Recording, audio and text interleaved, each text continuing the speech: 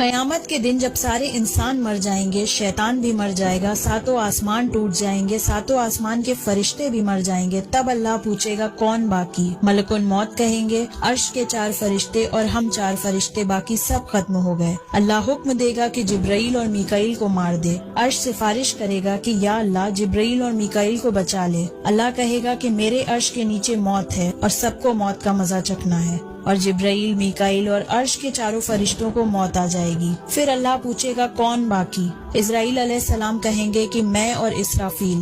اللہ اسرافیل علیہ السلام کو موت کا حکم دے گا۔ اسرافیل کے ہاتھ سے سور چھوٹ جائے گا اور عرش سے مل جائے گا، اور اس طرح اسرافیل علیہ السلام کو بھی موت آ جائے گی۔ پھر اللہ پوچھے گا کون باقی؟ اسرائیل علیہ السلام کہیں گے اب بس میں باقی۔ اللہ کہے گا تو بھی میری مخلوق ہے، تو بھی مر جا۔ اسرافیل علیہ السلام ڈر جائیں گے اور ایسی چیخ ماریں گے کہ زمین اور آسمان تھرا جائیں گے، لیکن